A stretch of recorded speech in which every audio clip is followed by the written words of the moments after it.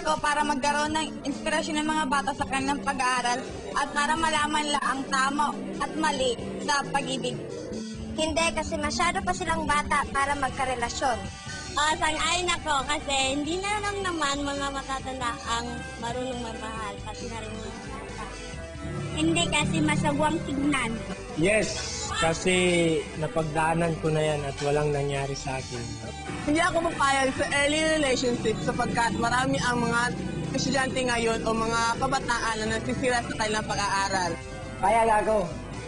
Wala namang masama dun. Basta alam nila ang kanilang ginagawa. Hindi kasi malaswang tingnan at saka nakakasira sa kanilang kinabukasan. Okay lang para hindi sila maging ignorant paglaki nila. Kayo, ano sa tingin niyo?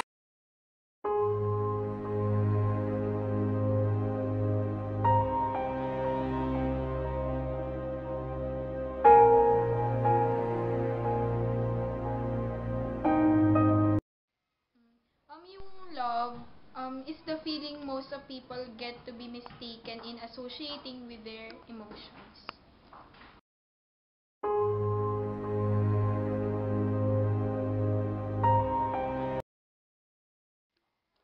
I think early relationship nowadays is a casual thing within the couples. Kasi parang companionship na lang yung hanap nila. It's not a relationship someone will see deep. Yes.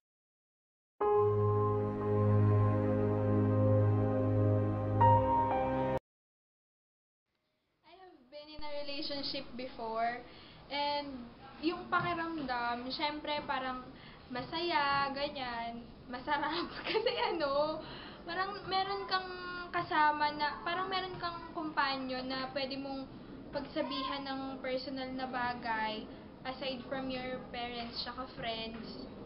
And yun nga, parang masarap kasi sa pakiramdam yung kilig kapag meron kang boyfriend. And yung cause ng paghihiwalay namin nun, childish reasons lang. So yun.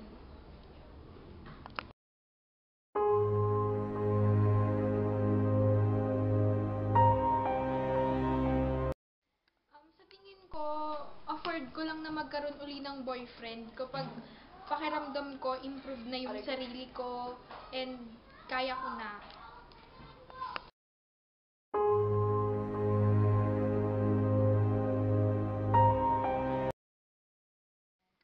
What is love? For me, love is an unexplainable feeling that most people feel when they're with their loved ones.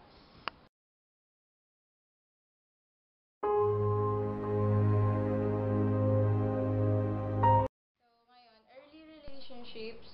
Ngayon kasi talagang maraming kabataan na yung pumapasok sa maagang pakikipagrelasyon. Parang minsan for fun na lang kasi para lang may makasama sila. Tapos at their very young age, mapapansin naman na na talagang parang mapupusok na yung damdamin nila. Kaya talagang pagdating sa relasyon, go na lang sila na okay, sige, tayo na, ganun. Ganun, kabilis na lang sa panahon ngayon.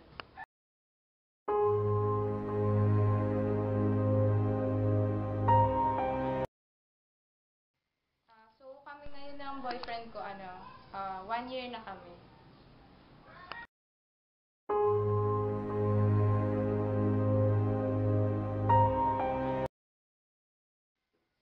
Okay naman sa parents ko na na magkaroon ng boyfriend, lalo na sa mama ko kasi naintindihan naman din niya 'yun. Tsaka okay lang naman din sa kanya, lalo na kung syempre kung mabuting tao naman yung ipapakilala mo sa kanya. Tsaka basta alam lang namin as couples kung ano yung limitasyon namin.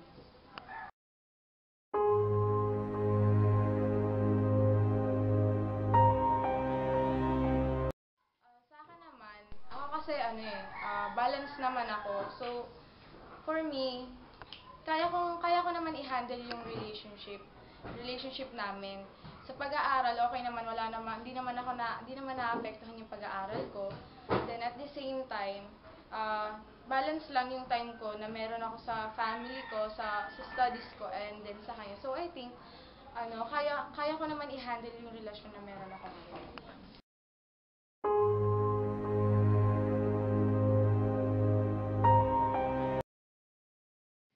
Advantage of having a boyfriend. Siguro kasi, yun nga, may makakasama ka, kapag may problema ka, may tao kang malalapitan, masasabihin ng mga problema. Tsaka, hindi lang naman boyfriend parang lalaking lang, kasama or what. Boyfriend para sa akin is, parang best friend and also brother.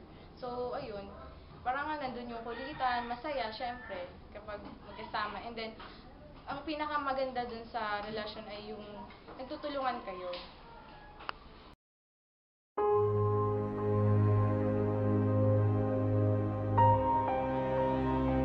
So, ayan, disadvantages naman, siguro, minsan talaga hindi naiiwasan yung time. Dahil nga, diba, nahahati yung time mo. So, nasa sayo kung talagang marunong kang mag-handle ng relasyon. And then, one thing, yung pagiging, ayun nga, minsan selosa dahil, napaparanoid ka kung ano yung nangyayari sa relasyon nyo, sa kanya, yun, kung ano yung mga ginagawa niya. Minsan, mga ganong instances na nangyayari.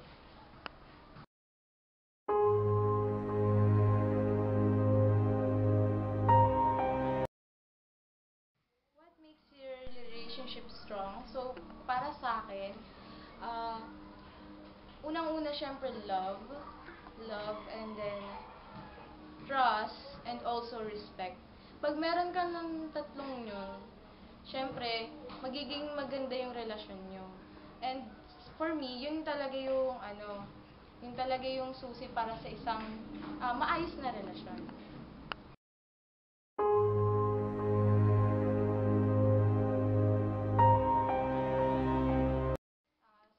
Study ko naman, sa akin, wala namang problema yun kasi I know how to handle my time. And pagdating sa studies, study lang. Talagang pag may exam, focus lang ako doon. And then hindi ako yung tipo ng tao na kapag ganito, naghahalo-halo sa utak ko ano yung mga iniisip about sa problems, about sa kasi sa akin, kailangan i-focus mo ang sarili mo sa kung ano yung bagay na ginagawa mo para hindi ka ma-distract. So, yun lang ang may papayo ko para hindi makasagabal yung isang relasyon sa pag-aaral.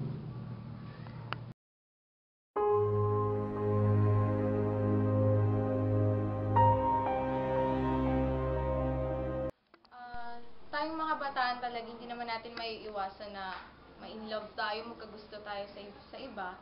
Ang mapapayo ko lang naman, kailangan alam pa rin natin yung limitasyon natin. Mga bata pa tayo, hindi pa naman dapat natin seryosohin masyado yung isang relasyon na kapag na-broken hearted ka, masyado ka nang magiging depressed or what. Bata pa tayo, hindi naman masama magkaroon ng relasyon. Ang mahalaga lang naman, nasa tama lagi yung ginagawa nyo. At, syempre, kailangan na magkaroon lang kayo ng tiwala sa isa't isa. Huwag kayong magpapadistract sa iba na, lalo na pagdating sa studies, sometimes sinasabi ng iba na nakaka-apekto ang relasyon sa studies. Totoo yun kung hindi ka marunong mag-handle. Tsaka, syempre, yung relasyon, ayan, yung boyfriend or girlfriend nyo, kailangan dapat maging inspirasyon nyo lang. Kailangan nyo lang sila para i-motivate nyo yung sarili nyo. Darating naman ang tamang time para sa inyong dalawa. Kung kayo talaga. So, yun.